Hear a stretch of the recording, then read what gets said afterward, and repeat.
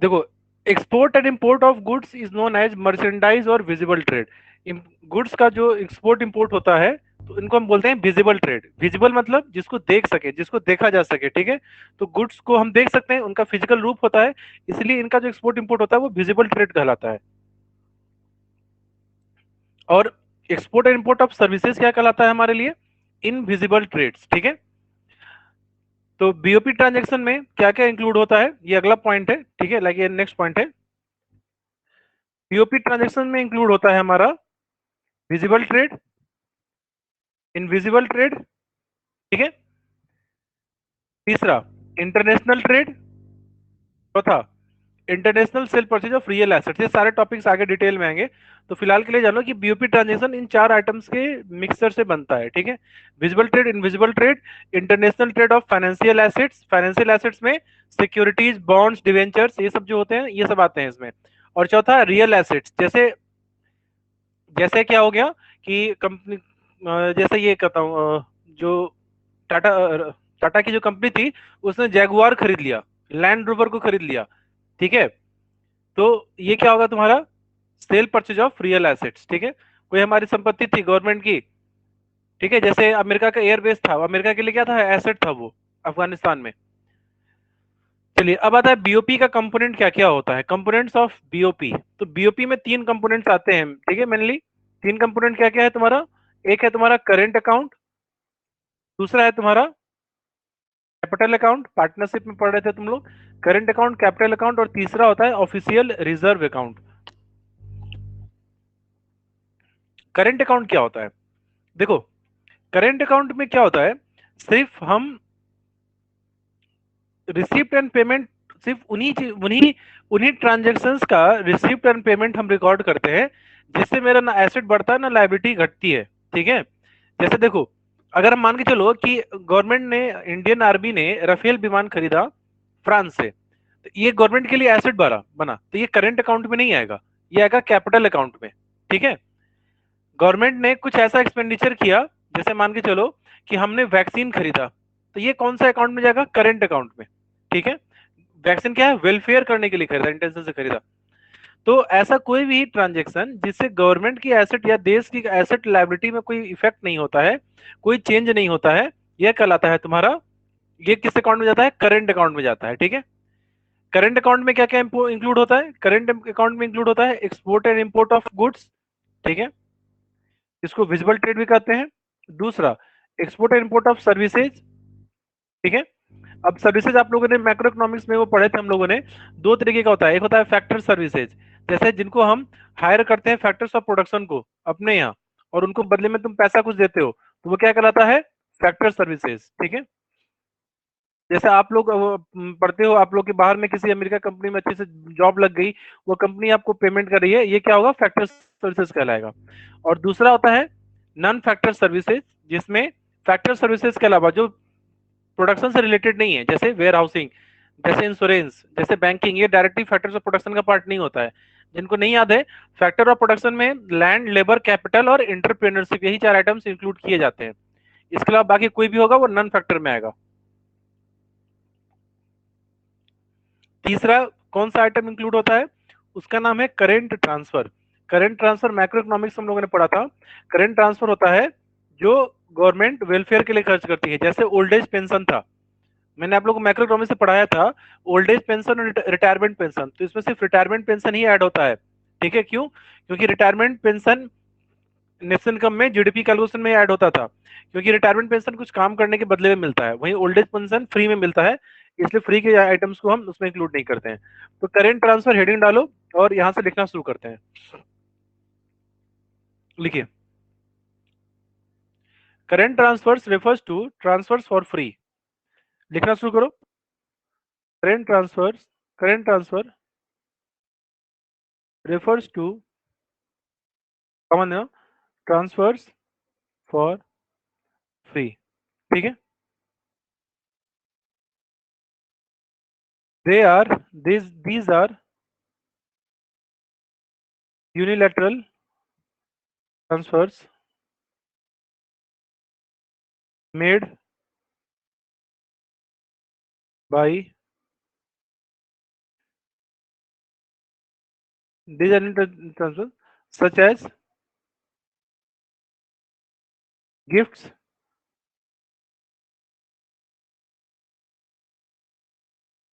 grants, and remittance are developed TNCES.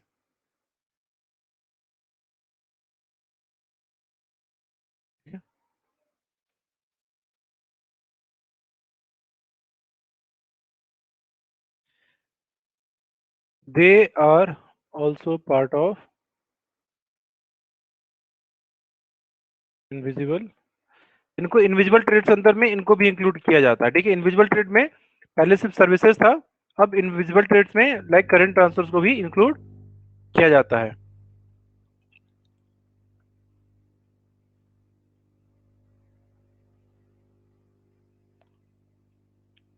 लिख लिया आप लोगों ने यहां तक?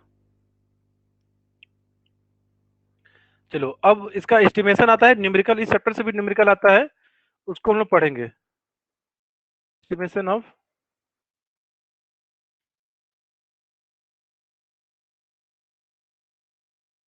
Balance related to current account. Current account का अगर आपको हिसाब किताब करना होगा तो हम वो कैसे करते हैं, करेंट अकाउंट में कितना बैलेंस बाकी है, कितना पैसा बाकी है, इसका हिसाब किताब कैसे किया जाता है, ठीक है, उसका पार्ट, उसका चर्चा अब होने वाला है।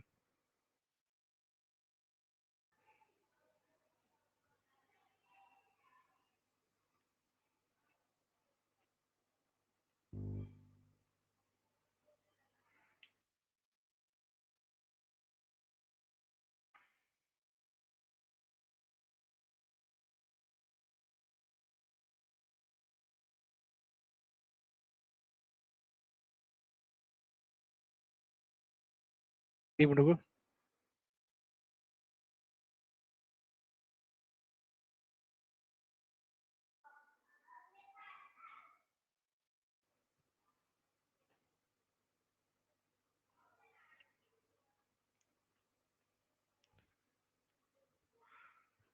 तुम लिख ले ऋतिक यहाँ तक? ऋतिक तुम लिख लिए यहाँ तक? Yes sir. ठीक है, लिखो। Balance relating to balance relating to current account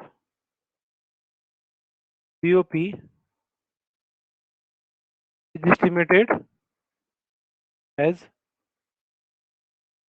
the sum of these, ठीक है।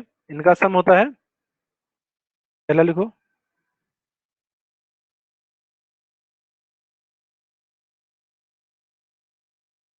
पहला होता है trade balance,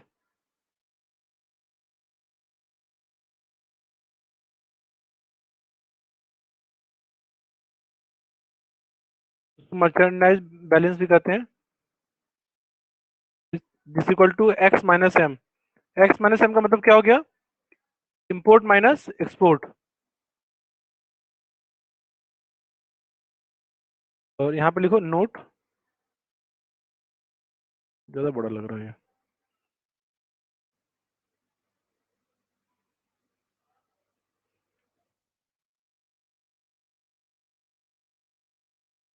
trade deficit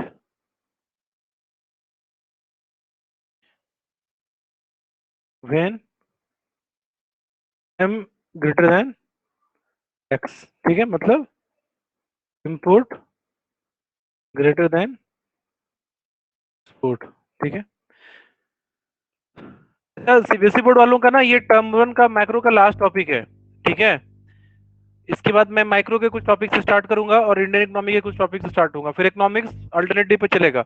Bihar board का चूंकि माइक्रो है और सीबीएसई वालों का इंडियन इकोनॉमी है, तो 3 दिन फिर इकोनॉमिक्स चलेगा बिहार बोर्ड वालों के लिए, और 3 दिन चलेगा इंडियन इकोनॉमी सीबीएसई वालों के लिए, ठीक है। माइक्रो आप लोग का सेम है इसलिए रेगुलर चल रहा है ये, लेकिन ये चैप्टर जब कंप्लीट हो जाएगा तब अल्टरनेटिव आप लोग का क्लास रहेगा फिर उसके बाद। Trade deficit when import is greater than export, तो ट्रेड सरप्लस कब होता होगा,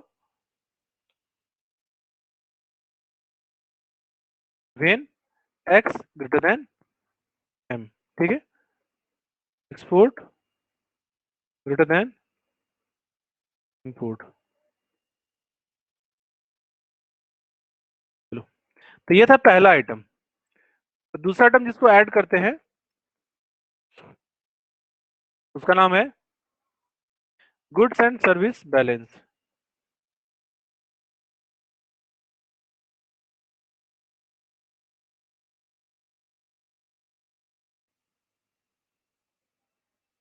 अगर आपसे पूछता है कि ट्रेड बैलेंस बताओ, तो आप क्या करोगे? सिंपली एक्सपोर्ट माइनस इंपोर्ट कर दोगे। अगर आपको पूछेगा कि गुड्स एंड सर्विस बैलेंस बताओ, तो क्या करोगे? एक्सपोर्ट ऑफ गुड्स, ठीक है, जितने भी गुड्स एंड सर्विसेज का टोटल एक्सपोर्ट हो रहा है उसको ऐड करोगे, और import of goods and services में से क्या करोगे? सिंपली घटा दोगे। एक एक मिनट रुको। ठीक है, इज इक्वल टू, देखो,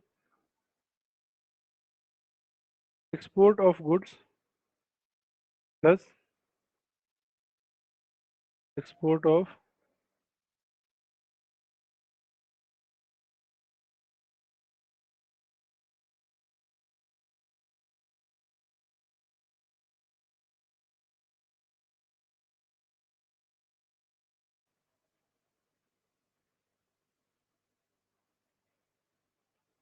ब्रैकेट में डाल दो इसको, ब्रैकेट में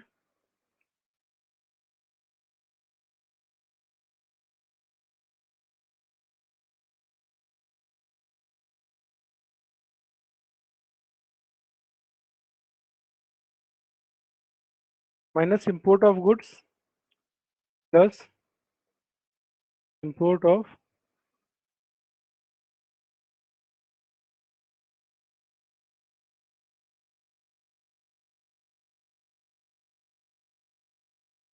नॉन फैक्टर सर्विसेज।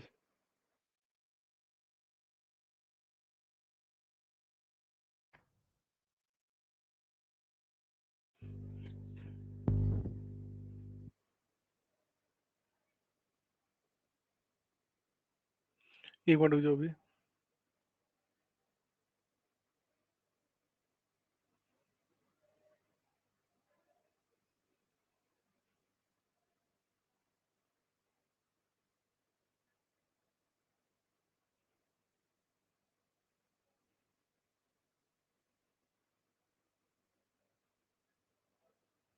चलिए तीसरा इसके बाद। अच्छा, इसी में एक और चीज एडिशन है, थोड़ा ध्यान से देखो। अच्छा, अगर हम फॉर्मूला को थोड़ा सा चेंज करना चाहें, ठीक है, तो इसको क्या इस तरह से लिख सकते हैं? Trade balance plus balance of non factor services. देखो, balance of non factor services मतलब क्या हो जाएगा? Balance of non factor services मतलब हो जाएगा export minus import of non factor services. देखो, बिहार बोर्ड में तो ऐसा, इससे क्वेश्चन बस थ्योरी आएगा, ठीक है, न्यूमेरिकल तो आएगा नहीं। सीबीएसई बोर्ड वाले बच्चों के लिए है, क्योंकि उनको न्यूमेरिकल आता है, इसलिए तो ध्यान से समझो। ट्रेड बैलेंस मतलब क्या हो जाएगा? Export and import of goods, ठीक है। और non factor services, balance of non factor services मतलब क्या हो गया? Export and import of non factor services का डिफरेंस। इन दोनों को भी अगर तुम जोड़ दोगे तो तुम्हारा क्या निकल कर आ जाएगा? Goods and services balance. इसके बाद तीसरा है, दैट इज इनविजिबल बैलेंस। इस चीज का फॉर्मूला क्या था? Invisible balance is equal to balance of non factor services.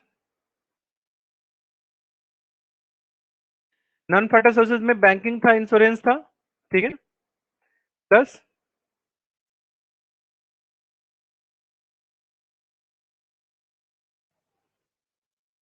Balance of income. अभी लिख लो, आगे में सब क्वेश्चन आएगा तो क्लियर हो जाएगा, कोई डाउट नहीं रहेगा। प्लस, और आखिरी है बैलेंस ऑफ करेंट ट्रांसफर। जैसे करेंट ट्रांसफर भी हुआ था, हम लोग दूसरे देशों को पैसा दे रहे थे, उनसे पैसा ले भी रहे थे, ठीक है, तो उसका क्या बैलेंस है? और बैलेंस ऑफ इनकम के बगल में लिख लो ब्रैकेट डाल के, बैलेंस ऑफ फैक्टर सर्विसेज। देखो फैक्टर सर्विसेज नहीं आया था ऊपर फॉर्मूला में, लेकिन अब फैक्टर सर्विसेज आएगा, इनविजिबल बैलेंस निकालने में आता है, ठीक है। चौथा लिखो, करेंट अकाउंट बैलेंस। तो करंट अकाउंट का बैलेंस टोटल क्या होता है? ट्रेड बैलेंस प्लस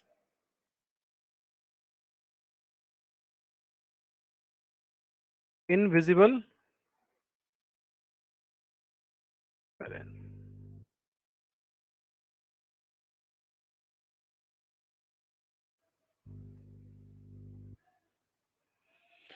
ये फॉर्मूला लिख लो।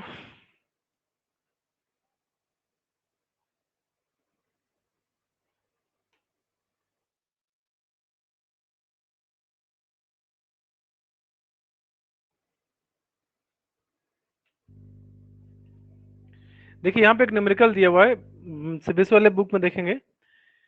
यहाँ पे बोल रहा है कि estimate the balance of current account BOP, ठीक है। तो देखो इसमें एक्सपोर्ट और इंपोर्ट दे दिया है, ठीक है।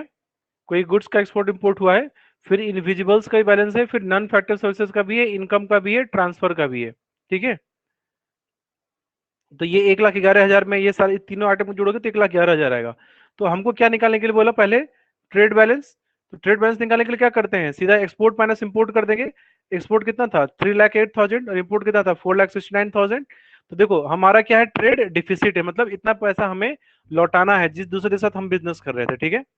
अगले क्वेश्चन में पूछ रहा है गुड्स एंड सर्विसेज बैलेंस बताओ, ठीक है। तो गुड एंड सर्विस बैलेंस में मैंने क्या फॉर्मूला बताया था? जो ट्रेड बैलेंस आता है उसमें हम नॉन ट्रेड या नॉन फैक्टर सर्विसेज को हम क्या करेंगे, जोड़ देंगे, तो निकल कर आ जाएगा। नॉन फैक्टर सर्विसेज का बैलेंस हमको क्या क्वेश्चन में दे रहा है 77,000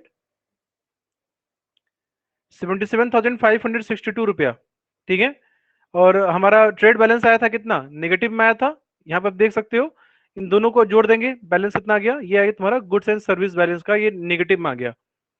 तीसरा है इनविजिबल बैलेंस। तो इनविजिबल बैलेंस में क्या होता है, हम तीन तीन आइटम को ऐड करते हैं, नॉन फैक्टर सर्विसेज को, फैक्टर सर्विसेज को, और करेंट ट्रांसफर का जो भी पैसा है, ठीक है। तो देखो क्वेश्चन में यहाँ पे दिया हुआ हम लोग को 77,562 नॉन फैक्टर सर्विस का बैलेंस है, इनकम का बैलेंस है, और करेंट ट्रांसफर का बैलेंस है। तीनों को जोड़ोगे तो ये जो इनविजिबल या नेट दे रहा है यही तुम्हारा आंसर हो जाएगा, और वही आंसर यहाँ भी है। और पूछ रहा है करंट अकाउंट बैलेंस क्या, तो करंट अकाउंट बैलेंस में क्या होता है, trade balance plus invisible balance. Invisible balance कितना है, 1,11,000 है। ट्रेड बैलेंस कितना आया था, -1,60,036। तो इन दोनों को एडजस्ट कर दो तो जो वैल्यू आंसर आ जाएगा वही है तुम्हारा करंट अकाउंट का बैलेंस। इसको आराम से क्वेश्चन को सॉल्व करना, फॉर्मुला को अच्छे से पढ़ना, बहुत ही आसान है, लुल्लू पुच्चू का क्वेश्चन है ये, ठीक है। 3-4 मार्क में क्वेश्चन आ जाता है न्यूमेरिकल। बिहार बोर्ड में ज्यादा थ्योरी आएगा कि बैलेंस ऑफ पेमेंट होता क्या है, बस इतनी ही कहानी है इसकी। तो अभी हम लोगों ने क्या पढ़ा था, करंट अकाउंट पढ़ा था हम लोगों ने, पहला पार्ट पढ़ लिया, दैट इज करंट अकाउंट, ठीक है। अब इसका दूसरा होता है तुम्हारा कैपिटल अकाउंट। तो करंट अकाउंट में वो बैलेंस आता है जिससे तुम्हारे एसेट लायबिलिटी के स्टेटस में कोई चेंज नहीं आता है, ठीक है। वैसा रिसिप्ट और पेमेंट हम इंक्लूड करते हैं जिससे हमारा किसी भी एसेट लायबिलिटी स्टेटस में कोई परिवर्तन नहीं होता है। तो कैपिटल अकाउंट में कैसा रिसिप्ट एंड ट्रांजेक्शन होगा, जिससे तुम्हारे एसेट लायबिलिटी स्टेटस आपका चेंज हो जाए, जैसे डिसइन्वेस्टमेंट हो गया, जैसे कहीं इन्वेस्टमेंट किया, ठीक है। चलिए इसको लिखिए, हेडिंग डालो, करेंट कैपिटल अकाउंट बैलेंस।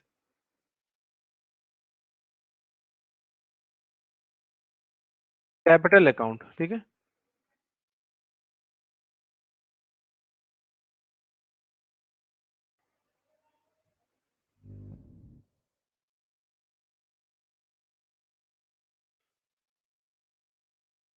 देखिए, this account records, this account records this account records receipt and payment receipt and payment of such transactions which affects assets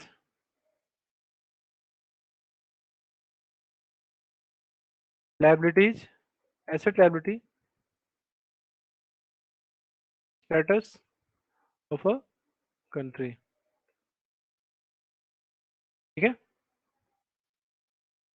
इससे या तो आपको एसेट बढ़ेंगे या घटेंगे, they causes either increase or decrease in assets or increase or decrease in liability.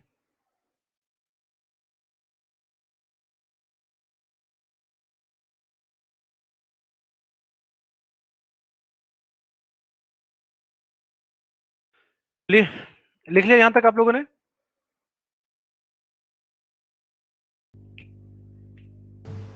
Sir BOP आ रहा है ना? हाँ बीओपी आ रहा है।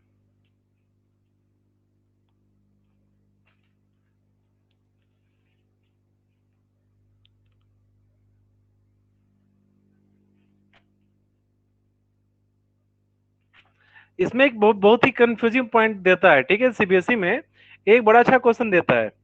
उसमें क्वेश्चन पूछता है कि बात बताओ, अगर एसेट लायबिलिटी स्टेटस को अफेक्ट करने वाले सारे ट्रांजैक्शंस कैपिटल। अच्छा एक बार बताओ, अभी मैंने तुम्हें करंट अकाउंट में लिखवाया कि विजिबल ट्रेड में किसी भी तरीके का कोई भी गुड्स हो, मैंने क्या वर्ड यूज किया, कोई भी गुड्स हो, सारे गुड्स को हम किस में रिकॉर्ड करते हैं?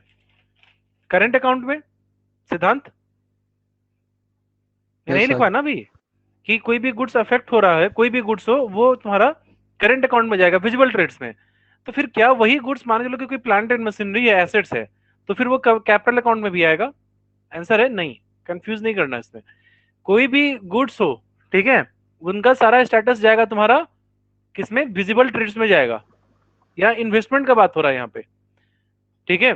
जैसे हमने कोई इन्वेस्टमेंट किया, लैंड परचेज किया, land is not a goods, ठीक है, वो ऐड हो जाएगा कैपिटल अकाउंट में, ठीक है। तो लिखो, नोट डाल के लिख लो, note.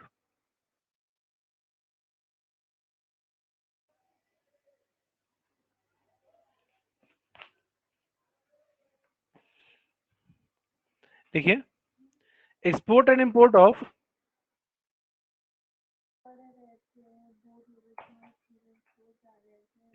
Capital goods is not included in capital account as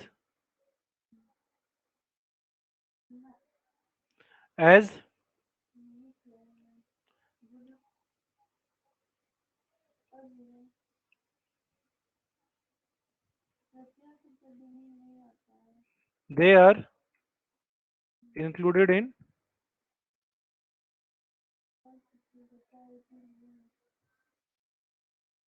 merchandise और विजिबल ट्रेड, ठीक है, इन करंट अकाउंट, ठीक है। इसीलिए करंट अकाउंट में ऐड हो जाता है, इसलिए export import of goods capital goods include नहीं किया जाता है यहाँ पे, ठीक है।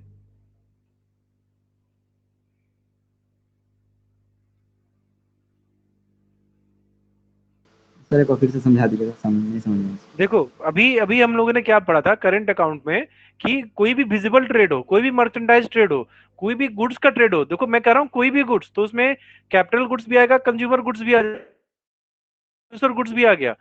तो ना कि यार जो किसी प्रोड्यूसर के लिए कोई मशीन होता है वो भी तो उसके एसेट की तरह होता है ना।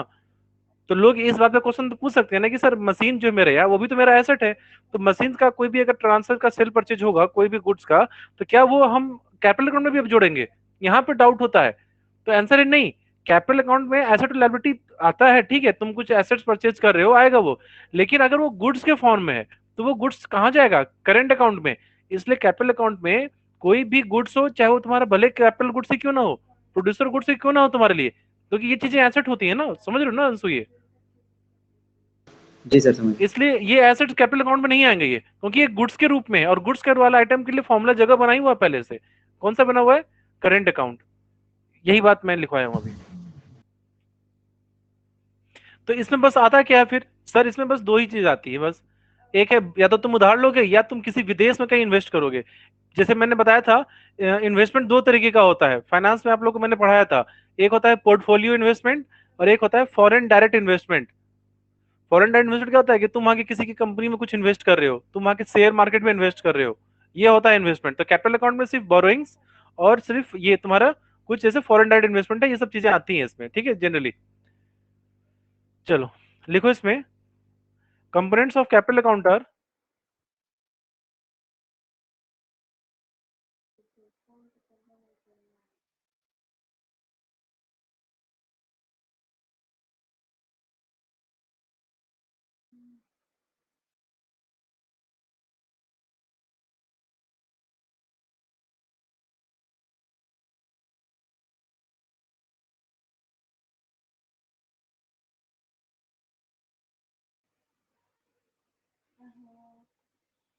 पहला लिखो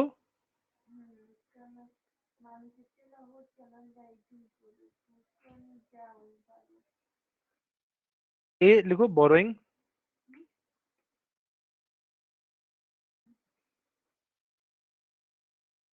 ठीक है।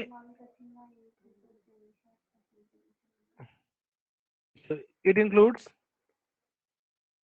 It includes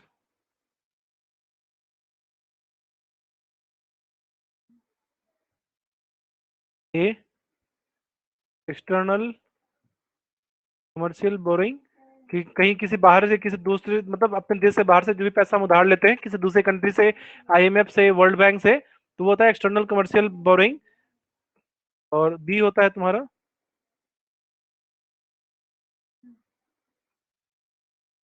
foreign, sorry external assistance.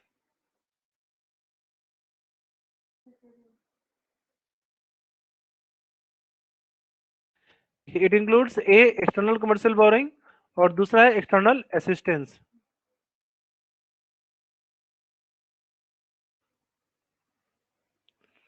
अब देखो, फिर पूछोगे सर दोनों में डिफरेंस क्या है, वो दोनों में केस में तो उधार ही मिल रहा है। तो देखो नाम एक ही चिड़िया का नाम है, ठीक है, दोनों एक ही चीज का नाम है। जैसे बैंक रेट और रेपो रेट था ना आपको, दोनों बैंक रेट और रेपो रेट दोनों एक ही चीज थी ना, लेकिन दोनों में डिफरेंस किस चीज का था, सिद्धांत बताएगा। सिद्धांत, बैंक रेट और रेपो रेट तो एक ही चिड़िया है, लेकिन फिर दो अलग नाम क्यों है इसके?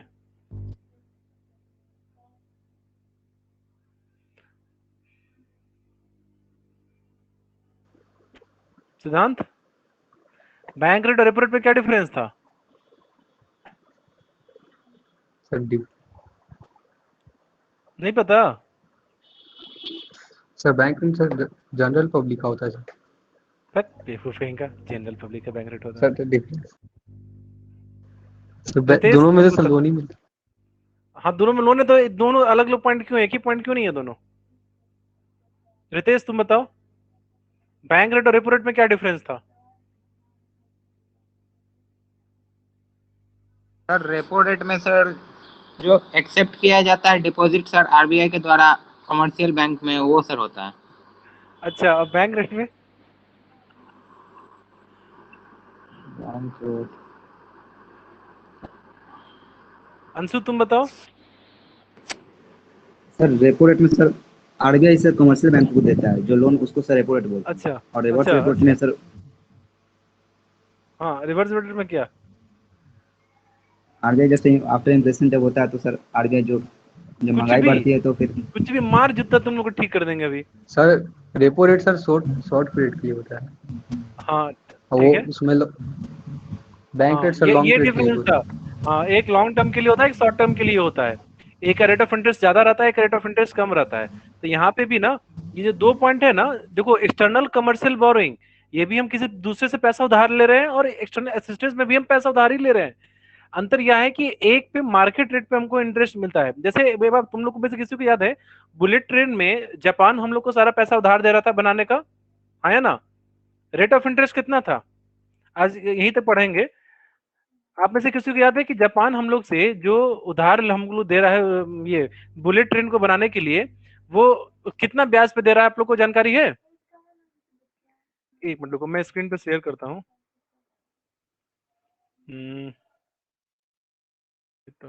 Interest loan bullet train. Sir economics में करंट अफेयर भी आने वाला है क्या एग्जाम में? नहीं, एक समझाने के लिए डिफरेंस, एक इकोनॉमिक्स ही है ना, कमर्शियल बोरिंग हो रहा है, तुम्हारे आसपास में चीजें हैं यहाँ पे चेंज हो रही है, अब क्यों नहीं पूछ सकता है ऑब्जेक्टिव में कि जो जापान जो बुलेट ट्रेन को इंडिया को ऑफर कर रहा है वो कौन सा है, असिस्टेंस असिस्टेंस है या एक्सटर्नल कमर्शियल बोरिंग है?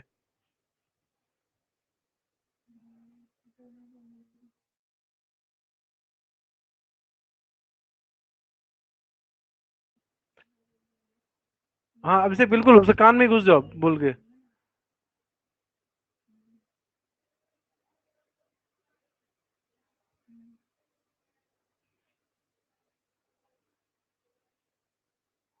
यहाँ पे स्क्रीन पे मैं कुछ शेयर किया हूँ, ठीक है। Japan dedicated to making Indian Shinkansen at reality, PM Shinzo Abe. खैर हटाओ, यहाँ पे देखो, Japan is funding 80% of the Mumbai Ahmedabad train project through a करो of 0.1 rate with a tenure stretching of where क्या हो गया 50 year, moratorium period of 15 years. मतलब तुम मान के चलो कि 15-50 साल के अंदर में इसको पैसा दे देना है, और पहला जो इंटरेस्ट रेट जो जिनका चालू होगा 15 साल बाद से ये लोग अपना रिपेमेंट लेना चालू करेंगे। तो रेट ऑफ इंटरेस्ट कितना मिल रहा है? 0.1%। समझे? 0.1% पे कोई तुमको लोन देगा? एक बार बताओ, अगर कम से कम 5% भी लोन लेगा तो जापान कितना कमा सकता है? तो इसको क्या बोलोगे, ये कमर्शियल बोरिंग है या असिस्टेंस है? ये है एक्सटर्नल कमर्शियल, ये असिस्टेंस है। तो असिस्टेंस और बोरिंग में यही डिफरेंस होता है कि असिस्टेंस मार्केट रेट पर होता है, सॉरी इनसे कंसेशनल रेट पे होता है, उसमें सब्सिडी मिलती है, लेकिन जो बोरिंग होता है वो मार्केट रेट पर होता है। समझे कि नहीं समझे? समझ गए आप लोग? सर अंशु, ये तो फिर सानु प्रिया, हाँ बोलो। लॉन्ग पीरियड के लिए सर हो गया ये। हाँ, तो लॉन्ग और शॉर्ट से कोई यहाँ लेना देना नहीं है, एक में रेट ऑफ इंटरेस्ट कम हो जाएगा तुम्हारा, यहाँ पे बैंक डिपोजिट वाला कंसेप्ट मत लगाना। बस फर्क इतना होता है, एक में तुमको सब्सिडी मिल जाती है, ठीक है, भले भले जितने साल का भी हो, यहाँ पे तुमको सब्सिडी पे मिलेगा, छूट मिलेगी तुमको रेट ऑफ इंटरेस्ट में, जो जापान ने दिया था।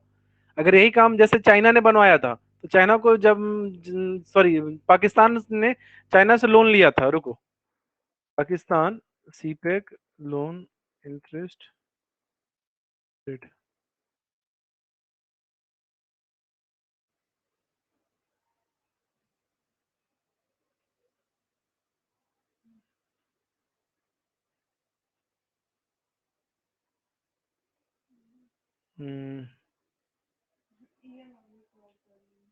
लाइक बोलो 8 से 10% पे, यही चीज चाइना ने जब पाकिस्तान को दिया।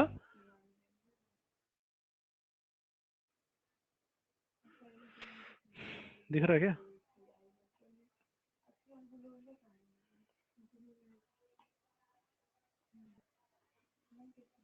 वही जब जब चाइना पाकिस्तान को लोन देता है ना, 8 से 10% इंटरेस्ट रेट पर देता है, उसको मार्केट रेट पर दिया देता है। तो ये डिफरेंस है दोनों में। समझ गए बात? अंशु, समझ गए?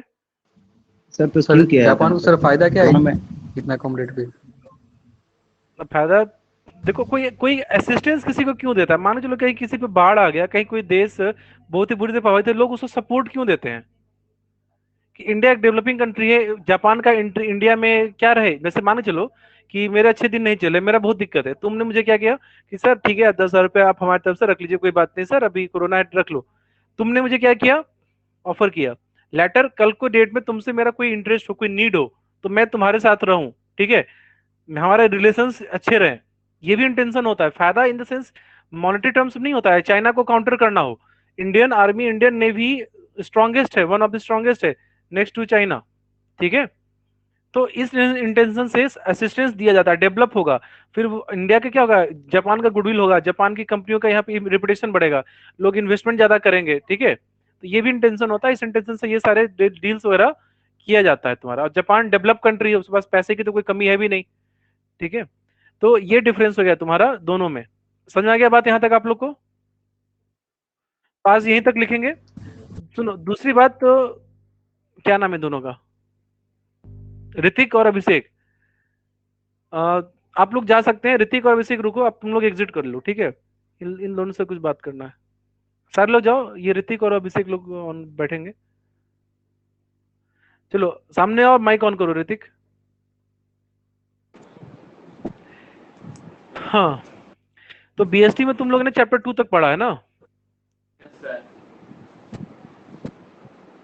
तो देखो सारे क्लासेस की ना रिकॉर्डिंग्स आईडी पे अवेलेबल है तुम्हारा, ठीक है? जैसे इकोनॉमिक्स में तुम लोग का जितना भी चैप्टर छूटा हुआ है, सारा क्लास का रिकॉर्डेड लेक्चर है। तो तुम लोग को काम क्या करना है, अभी तो खैर जो पढ़ा रहा हूं मैं ऐसा नोट्स दूंगा, तुम लोग जिस भी टाइम पर आओ क्लास में जाओ, माई रिकॉर्डिंग्स में जाओ, वहां पे क्लास के तुमको नोट्स हैं, पीडीएफ है, सब अवेलेबल है, यहाँ पे सारा कुछ अपलोडेड है और उसके क्लासेस भी अवेलेबल है, सारा रिकॉर्डेड क्लास भी अवेलेबल है। तो अगर कर सकते हो तो उसको कर लो, ठीक है? कोई डाउट दिक्कत होगा तो मुझसे वो पूछ सकते हो। और मॉर्निंग में इंग्लिश का क्लास कितने बजे से होता है तुम लोग का?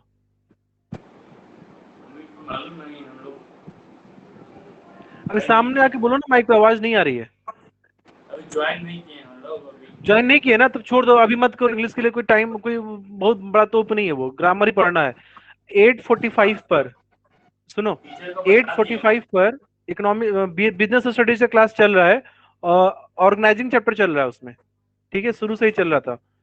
तो मॉर्निंग में 8:45 पे अगर तुम क्लास ज्वाइन कर लो तो तुम्हारा पीएचडी शुरू से पूरा ऑर्गेनाइजिंग से सारा टॉपिक कंप्लीट हो जाएगा, समझे? और बीएसटी ज्यादा टाइम लगेगा नहीं, मेरे ख्याल से 1 महीने के अंदर पूरा बीएसटी कंप्लीट हो जाएगा। आप नहीं आएंगे? नहीं, हम नहीं यार, मेरा मेरा जॉब हो गया तो हम नहीं आ पाएंगे।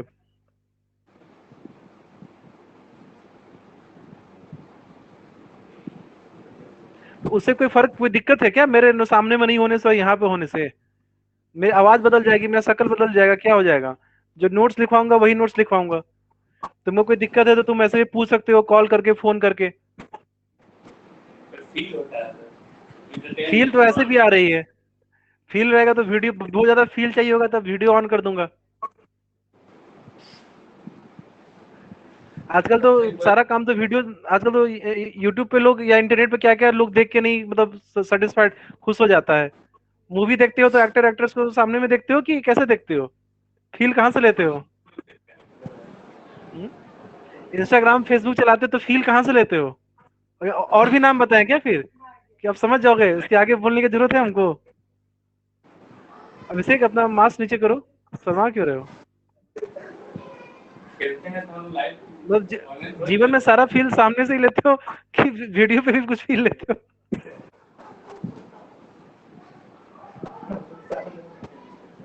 Face to face. तो उससे कोई फर्क नहीं पड़ता है, ठीक है? वो पॉसिबल है नहीं, तो उस ऑप्शन के बारे में सोचना नहीं। और ये तुम्हारे साथ ही नहीं है, सारे बच्चे के साथ भी यही बात था, ठीक है? लेकिन जो जिन लोगों ने एक्सेप्ट किया, टाइम को एक्सेप्ट किया कि नहीं ठीक है सर, जैसे भी हो रहा है क्लास करें ना, आज के डेट में उनका सारा कोर्स कंप्लीट हो चुका हुआ है। वो एक को 4-4 बार पढ़ ली हुए हैं। टेस्ट लिया था अभी, 85 में 85 मार्क्स आया था। अभी अगला टेस्ट होगा 120। किसी को कोई प्रॉब्लम नहीं है, तो इस थॉट पे मत रहो कि सर ऑफलाइन या ऑनलाइन है, ऐसा कुछ भी नहीं फर्क पड़ेगा, ठीक है? ऑनलाइन का ही टाइम आ चुका हुआ है, समझे? तो अब बिल्कुल भी अगर देख लो, अगर माइंड मेकअप कर लो मेरे से पढ़ना है या नहीं पढ़ना है। अगर नहीं पसंद है, ऑफलाइन ही पसंद है, तो ठीक है, तब तो किसी टीचर का चले जाओ, मुझे कोई दिक्कत नहीं है। लेकिन अगर पढ़ना है तब इस चक्कर में और समय बर्बाद मत करो कि सब क्या ऐसे वैसे। सीरियसली आओ, क्लास में बैठो, नोट्स मैं दे रहा हूँ, सारा नोट्स मेरा ही है, उसको फेयर करो, लिखो, कोई डाउट है कॉल करो, पूछो, ठीक है? मेरा काम है, फिर मेरा काम है तुम लोग एग्जाम के लिए प्रिपेयर करना, मैं अपना पार्ट करूंगा, टेस्ट लूंगा तुम लोग के, तुम लोग का परफॉर्मेंस चेक करूंगा, क्योंकि फ्यूचर ऐसे होने वाला है मेरा। आज से सारा क्लास अब ऐसे ही ऑनलाइन चलेगा,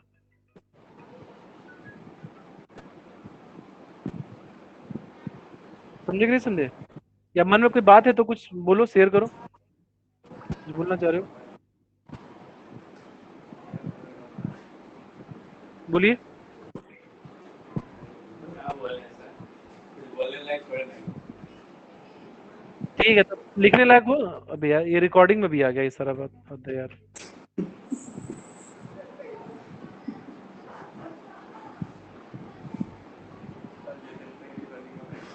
तब आज तुम अभी बैठो, और अगर बीएसटी का भी नोट्स है, बीएसटी में कहाँ तक फेयर है तुम लोग का?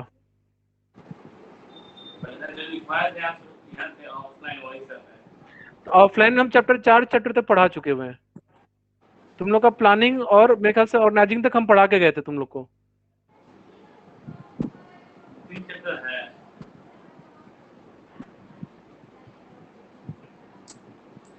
क्या स्टाफिंग चैप्टर लिखा हुआ है? क्या मालूम, पहला दूसरा चैप्टर का है। लास्ट टाइम बीएसटी कब खोले हो? बीएसटी कब देखे हो, पढ़े हो लास्ट टाइम? अपने से पढ़ रहे हैं दो चैप्टर। हाँ, एक मिनट रुको, एक मिनट रुको। तुम्हारा आई कार्ड पे तुम्हारे पापा का नंबर था ना अभिषेक? तुम्हारा भी था? ऋतिक तुम्हारा भी है ना आई कार्ड पे नंबर? आई कार्ड का फोटो अपना खींच के भेजो तो तुम दोनों आदमी अपना। आई कार्ड नहीं लाया मैं।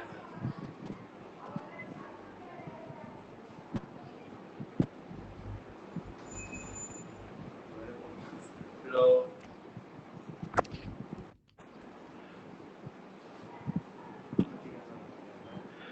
लो।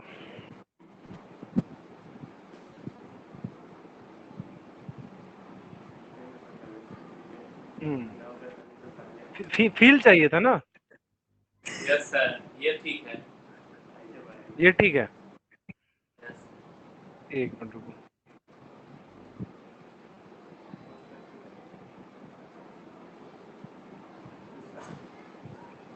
तो इसी टाइम से बीएससी करा दीजिए, क्या? इसी टाइम से। इसके बाद मेरा इसके बाद एक और बैच है। ठीक है, पढ़ा सकते हैं, टाइम उसके उस टाइम चेंज हो जाएगा वो। तो इसी टाइम पे तुम लोग बीएससी पढ़ोगे 5:30 बजे से? ठीक है तब, क्योंकि एक ही चीज फिर दो बार पढ़ाना पड़ रहा है ना, तो मॉर्निंग में क्या टाइम नहीं है? इंग्लिश का टाइम चेंज नहीं कर सकते हो क्या? और अभी इंग्लिश क्यों जा रहे हो? इंग्लिश करना ना आराम से, मतलब लाइक अक्टूबर में 1-1.5 महीना रहोगे तो तुम लोग का कंप्लीट हो जाएगा, उतना टाइम लगेगा नहीं। घर वाला तो बोल रहा है कि इंग्लिश पकड़ लो। तो इंग्लिश में तो कुछ ऐसा कुछ थोड़े पढ़ना है, ग्रामर है, preposition, noun, pronoun, verb, adverb 10 साल 15 साल से पढ़ रहे थे। वही तो नहीं आता है। अब वो नहीं आने वाला, जब 15-20 साल में नहीं आया तो अब कौन सा तुम 4 महीने में क्या तुम सीख? और इंग्लिश बोलने अच्छा, आता है कि ग्रामर नहीं आता है। अच्छा, अच्छा, ठीक है तब। अगर रेगुलर रहोगे तुम लोग, तब फिर तुम लोग का मैं, जो मेरा अभी बैच है, एक और बैच है, मैं उसका टाइम चेंज करूंगा और तुम लोग का इसमें कर दूंगा। ठीक है, लेकिन कंडीशन ये रेगुलर, यानी कि आज बोलो कल से मैं बैच चेंज कर दूंगा, वैसे नहीं। ये 3-4 दिन तुम इस टाइम पर रेगुलर आओगे।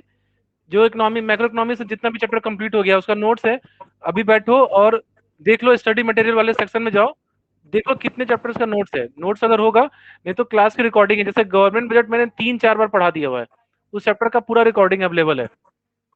तो अगर करना चाहो तो कर सकते हो वो भी, फिर नहीं तो अगर पढ़ना है तो फिर किसी दिन क्लास लेके फिर बता दूंगा फिर। तो बिहार बोर्ड का सिलेबस क्या है उनको मालूम नहीं। कोई कुछ सिलेबस तो दिमाग में, तो जो हम पढ़ा रहे हैं, जितना हम पढ़ा रहे हैं वो सब लिखो जाके तुम, इकोनॉमिक्स में। माइक्रो और मैक्रो इकोनॉमिक्स है। देखो तुम लोग का बिहार बोर्ड और सीबीएसई का सिलेबस सेम ही है, डिफरेंस कुछ नहीं है, बस डिफरेंस एक ही होता है, एग्जाम में क्वेश्चन कितना कैसा आता है। ठीक है, तो ऊपर ऊपर ही आता है क्वेश्चन, लेकिन इसका मतलब ये नहीं है कि डीप में क्वेश्चन आ नहीं सकता है, वो भी एक प्रोबेबिलिटी रहता है। इस वजह से तुमको पढ़ना हर चीज है, हर एक कंसेप्ट पढ़ना है, हर एक समझना है, कि कल के डेट में कुछ अगर घुमा फिरा दे, कुछ फंसा दे, तो ये नहीं कि मार्क्स कम आ जाए। जीवन में एक ही बार बोर्ड होता है और एक ही बार शादी होती है, तो सोच समझ के अच्छे से करना पड़ता है, देख के, बाद में नहीं तो रोने के अलावा कुछ नहीं रहेगा। ठीक है, तो देख लो अभी स्टडी मटेरियल नोट्स में, देख लो क्या क्या नोट्स है, नहीं तो फिर क्लास रेगुलर रखो, सैटरडे संडे को आना, उस दिन फिर तुम लोग का जो चैप्टर छूटा हुआ है उस दिन करवा दूंगा फिर। यस सर, ये ठीक है। ठीक है, और अकाउंट्स पे ध्यान दो, अकाउंट से कम 90+ का टारगेट रखो इस बार। और टेस्ट होगा 1-2 हफ्ते बाद, टेस्ट होगा 100-150 क्वेश्चन का टेस्ट होगा।